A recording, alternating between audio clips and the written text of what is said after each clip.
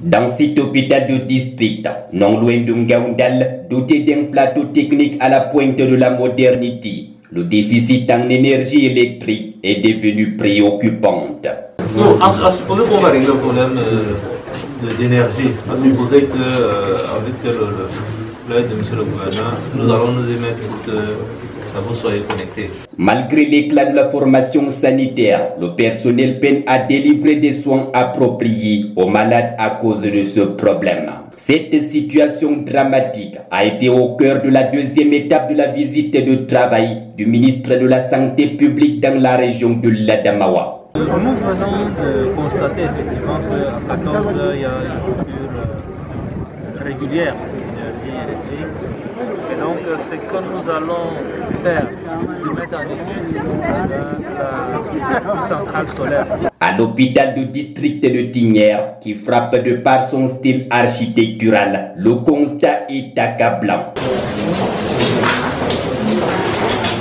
Le courant électrique n'est pas également disponible de manière continue et les faibles ressources de la FOSA ne permettent pas d'entretenir et faire fonctionner normalement un groupe électrogène. Face aux difficultés d'accès à l'énergie qui handicapent le bon fonctionnement de l'hôpital, son jeune directeur âgé de 30 ans appelle à la rescousse.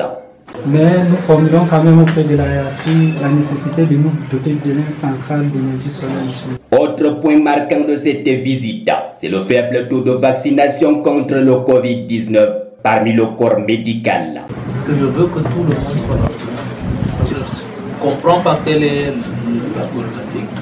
En dehors de 2 ou 3 personnes que vous avez soulignées, peut-être ceux qui ont fait récemment le Covid, mais les autres doivent se faire vacciner.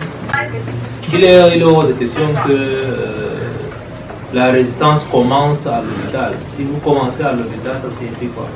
Ça signifie que les autres ne doivent même pas se faire vacciner aussi. Il est hors de question que nous commençons la résistance à l'hôpital. Il est hors de question que les populations qui viennent à l'hôpital pour se faire soigner soient mis en danger par vous parce que vous avez refusé de vous faire vacciner. Une résistance qui attise la colère du membre du gouvernement. Que je veux que tout le monde soit vacciné. Je ne comprends pas quelle est la problématique. En dehors de 2 ou 3 personnes que vous avez soulignées, peut-être ceux qui ont fait récemment le Covid, mais les autres doivent se faire vacciner. D'autant plus qu'ils s'inquiètent d'une probable 3e vague. C'est clair que nous avons une 3e vague qui arrive. Il faudrait que vous mettez dans votre tête que nous aurons une 3e vague qui arrive. Cette 3e vague, indéniablement, va nous toucher de plus. Et donc, il n'est pas bon que quelqu'un vienne à l'hôpital et vienne trouver un personnel soignant qui n'est pas vacciné et qui se fasse peut-être même contaminer à l'hôpital. Ça, on peut accepter ça. Donc, si vous avez j'imagine que tout le monde n'est pas là en ce moment, si vous avez un forum ou quelque chose, il faut dès tout à l'heure, là, quand on va partir, leur dire. Mais pour l'heure, l'urgence pour les hôpitaux de l'Adamawa réside dans l'amélioration de l'offre en énergie électrique. Je vois le problème de l'électricité.